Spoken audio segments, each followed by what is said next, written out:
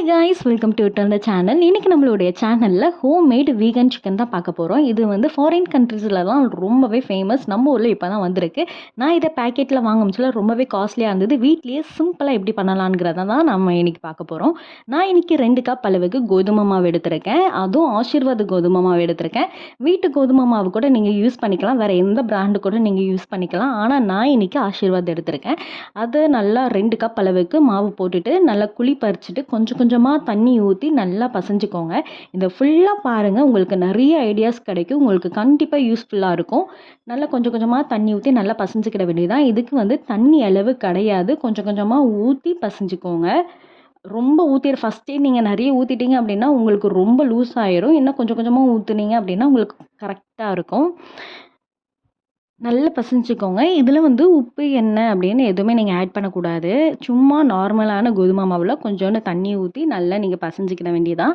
இப்போ நம்மளுடைய கோதுமை மாவு வந்து சூப்பராக ரெடி ஆகிட்டு, இந்த பக்குவம் எப்படி இருக்கணும்னா, சப்பாத்தி மாவு பசைவோம்ல, அதுக்கு 1% கொஞ்சம் லூஸாக இருக்கணும். அப்போ தான் உங்களுக்கு நல்லாயிருக்கும். நீங்கள் வந்து நல்லா டைட்டாக நீங்கள் பசைய வேண்டாம், கொஞ்சம் லூஸாக இருக்கணும்.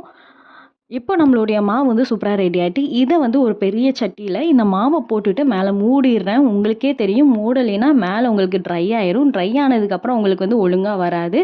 மூடி வச்சுருங்க. ஒரு 10 நிமிஷம், இன்னும் ஒரு 15 நிமிஷம் நல்லா ஊறட்டும். ஊறினதுக்கப்புறம் இதை என்ன பண்ணலாம் அப்படிங்கிறத பார்க்கலாம்.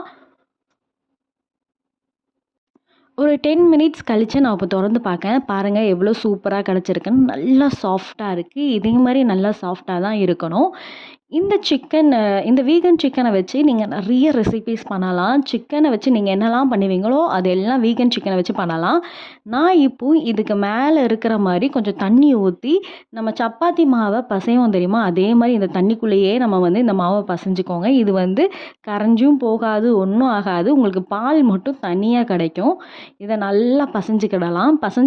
பசைஞ்சதுக்கப்புறம் என்ன பண்ணணும்னு நான் சொல்கிறேன். அதுக்கு முன்னாடி இந்த வீகன் சிக்கனை வச்சு நான் ஏற்கனவே சிக்கன் சுக்கா ட்ரை பண்ணேன். அதோட ரெசிபி மேலே காலில் கொடுக்கேன். இன்னும் நான் அதை அப்லோட் பண்ணலை. இப்போ வந்து நல்லா பசைஞ்சதுக்கப்புறம் நல்ல ஒரு பெரிய ஓட்டை இருக்கிற மாதிரி ஒரு ஜல்லடையை வந்து மேலே வச்சுக்கோங்க. வச்சு நல்லா அலம்பி விட்டுக்கோங்க. நல்லா தண்ணி ஊற்றி கொஞ்சம் கொஞ்சமாக தண்ணி ஊற்றி நல்லா அலம்பிக்கிட்டீங்க அப்படின்னா இருக்கிற கொஞ்ச நஞ்ச பாலும் உள்ளக்க நல்லா உங்களுக்கு ஃபில்டர் ஆயிரும். இந்த வீகன் சிக்கனை வச்சு நீங்கள் நிறைய பண்ணலாம். சிக்கன் 65 பண்ணலாம். சிக்கனை வச்சு நீங்கள் என்னெல்லாம் பண்ணுவீங்களோ அது எல்லாமே இதை நீங்கள் ட்ரை பண்ணலாம். நீங்கள் வந்து நூடுல்ஸில் கூட இதை நீங்கள் ஆட் பண்ணலாம்.